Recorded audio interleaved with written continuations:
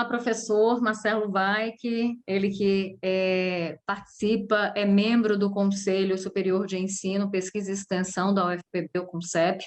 Professor, na tarde deste dia 16, o Conselho emitiu, né, um parecer sobre a volta às atividades presenciais de forma gradual, só a partir de março.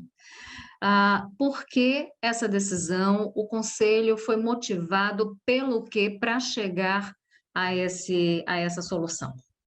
Bom, primeiro é importante esclarecer para todo mundo que está nos assistindo que essa reunião do dia 16, ela partiu de uma convocação e de um ofício do magnífico reitor. Então, foi o reitor que propõe ao CONCEP a alteração da resolução 45 de 2021, resolução essa que foi votada o ano passado, em novembro, e que instituiu o calendário para 2022.1.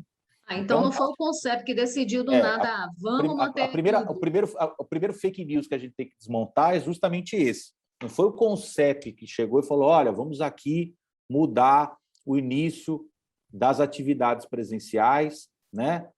Na verdade, foi provocado expressamente por um ofício do magnífico reitor. Tanto é que o processo começa, né, que toda a deliberação do CONCEP, ela não é uma reunião de botequim, você se reúne através de um processo administrativo, e esse processo administrativo se inicia com um ofício do reitor. E baseado em quê? O que o reitor fundamenta naquela oportunidade, lá no início de janeiro? Ele fala, olha, houve uma reunião aqui da reitoria com todos os diretores de centro, né, e chefes departamentais, e nós entendemos que, pelas condições atuais de biossegurança, era melhor que a gente começasse pelo regime híbrido, apenas um mês pelo regime híbrido, e depois, já a partir de março, já retornaríamos com o sistema presencial.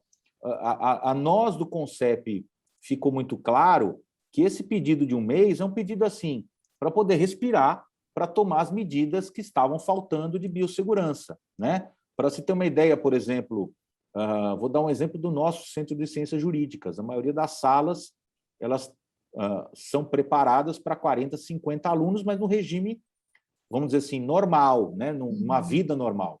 No momento pandêmico que a gente está vivendo, e com respeito, por exemplo, a 1 metro de distância de um aluno para o outro, você não vai conseguir comportar uma turma de 50 alunos. Então, você tem que reduzir o número de alunos. Ao reduzir o número de alunos, porque é isso que o Ministério da Saúde recomenda, Secretaria Estadual, Secretaria Municipal, esse distanciamento que já era de 1,5 metro passou para 1 metro, você diminui o número de pessoas dentro da sala de aula. Então, se eu diminuo o número de pessoas em sala de aula, terão alunos que não poderão assistir às aulas presenciais. Então, esse momento da hibridez, aí, desse regime híbrido, é permitir que ocorra uma maior flexibilidade.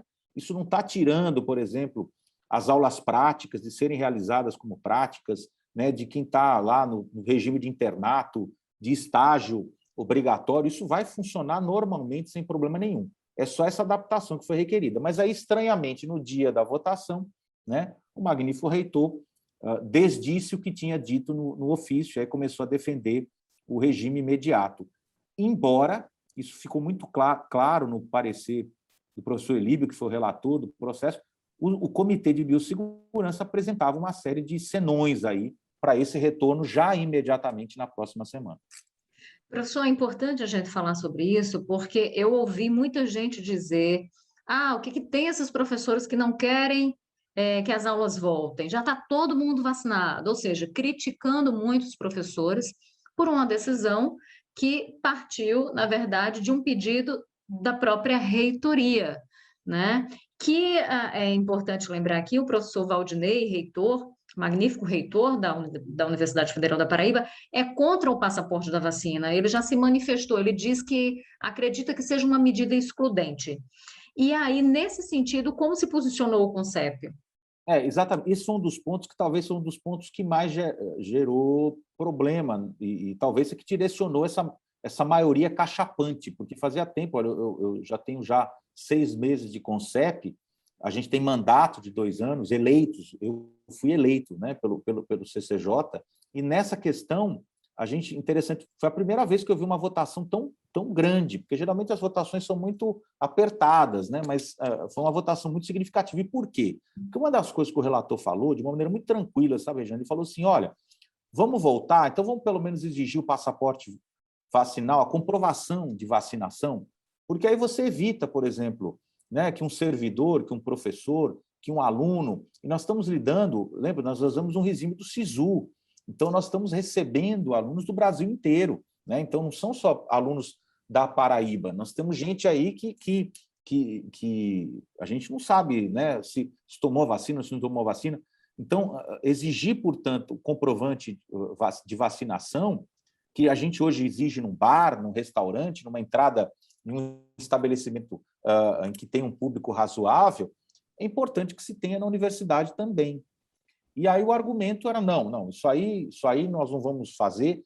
E é triste, por quê? Porque a gente fez um levantamento, Regiane, e para você ter uma ideia, nós temos mais ou menos em torno de um pouco mais de 60 instituições federais, né? Universidades federais. E olha o placar. Nós temos aí 43 universidades federais do Brasil que já instituíram a demonstração da comprovação de vacinação.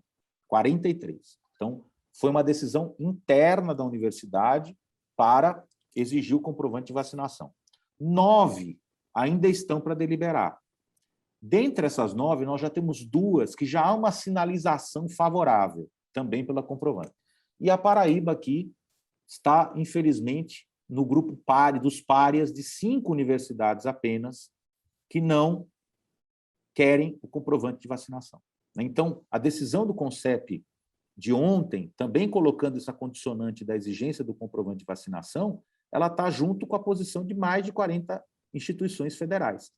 E essa semana que a gente está conversando aqui, Rejane, o Supremo Tribunal Federal está justamente discutindo, já tem 4 votos favoráveis, já faltam 7, mas já se caminha para a maioria, no sentido de dizer o seguinte, olha, as universidades têm autonomia para exigir o comprovante de vacinação. Porque eu não sei se você lembra, até foi um caso muito polêmico, o ministro da Educação ou o secretário executivo fez uma portaria proibindo, e o Supremo está dizendo, não, olha, não pode vir portaria proibir essa questão, porque isso está dentro da autonomia universitária. Então, isso só reforça a nossa, assim, tristeza em ver o momento que a universidade poderia estar já se preparando, e a gente sabia desde novembro que nós íamos voltar para o sistema presencial, e aí cabia que a administração superior, com todo respeito ao magnífico reitor, a quem compõe, são nossos colegas, como quaisquer outros ali, mas é importante que a gente estivesse preparando, né? A gente desse as condições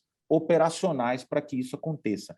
E é importante destacar, porque às vezes a gente escuta uma fala de um ou outro falando, mas se fosse cumprir o estado ideal, né, nós só conseguiríamos voltar em 2050. Não é verdade.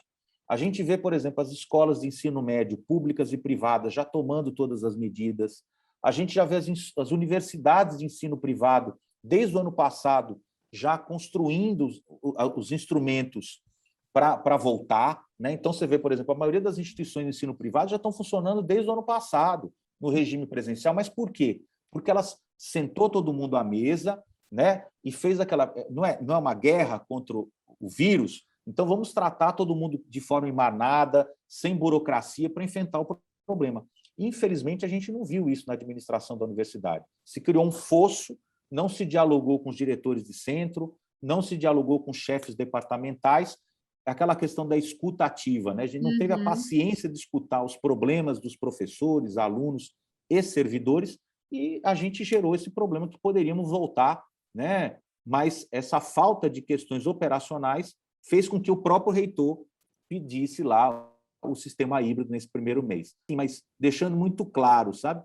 Todo mundo está querendo voltar, né? Se os alunos estão querendo ter o retorno presencial, vocês não imaginam os professores que fazem isso por paixão, né? Ninguém aguenta mais estar vivenciando ali o relacionamento com os alunos e servidores por meio das telas dos computadores. A gente gosta do ambiente acadêmico, né? Pois é, professor. E é importante lembrar, nem todo mundo tem acesso, nem todo mundo tem um bom acesso, nem todo mundo tem um índice de aprendizagem bacana na modalidade remota, né? Então, você tem um déficit de aprendizado, você tem um déficit social. É interessante colocar aqui que, desde a semana passada, vários alunos fizeram protestos na frente da reitoria pedindo exatamente isso, a volta às atividades presenciais com segurança. E chama a atenção essa resistência, ela soa irracional. Por que tanta resistência, né, a adotar protocolos que a própria ciência coloca como necessários a segurança, a prevenção ali, né? Ou seja, é um cuidado que é mínimo para a gente se proteger, para a gente voltar às aulas, para ver a instituição funcionando, trabalhando com a segurança necessária em tempos de pandemia, né?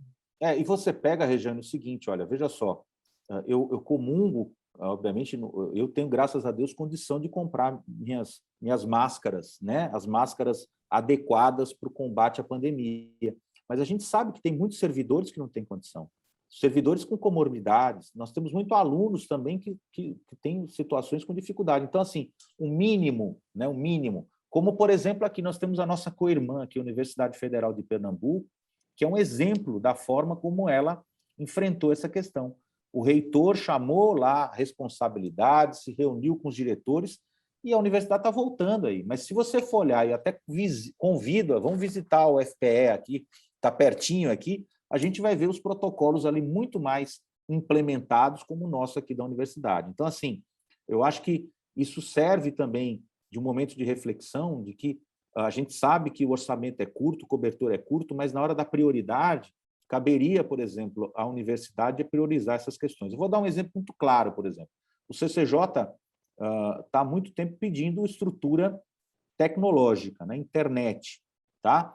Até mesmo para fazer o híbrido. Se você não pode ter 50 pessoas em sala de aula, eu tenho que fazer como acontece em muitos colégios. Metade da turma assiste presencial no dia, outra metade no outro, né? Não está fazendo essa situação? Eu não tenho câmeras na sala de aula. Aí você vai dizer, não, mas isso aí vai dizer no reitor, não, isso custa muita coisa. Será?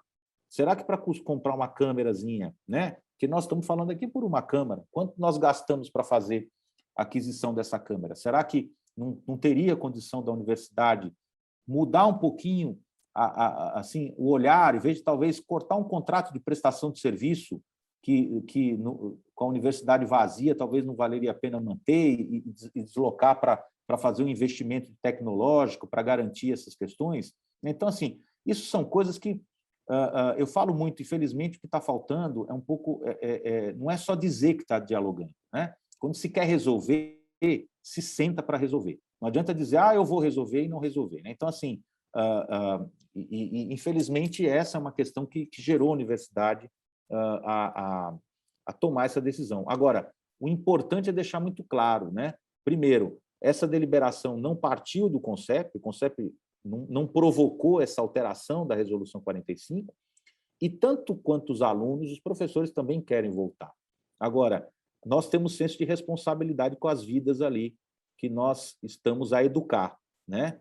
E está provado que você tem que ter essas condições de biossegurança para voltar com segurança e com tranquilidade, assim como está voltando o ensino fundamental, assim como está voltando o ensino médio, público e privado, a gente espera que o ensino público federal, como as universidades privadas, isso é importante dizer, as universidades privadas estão dando um bom exemplo, que estão tratando as coisas com segurança de saúde para quem está lá frequentando. Então, isso é importante que a gente defenda também.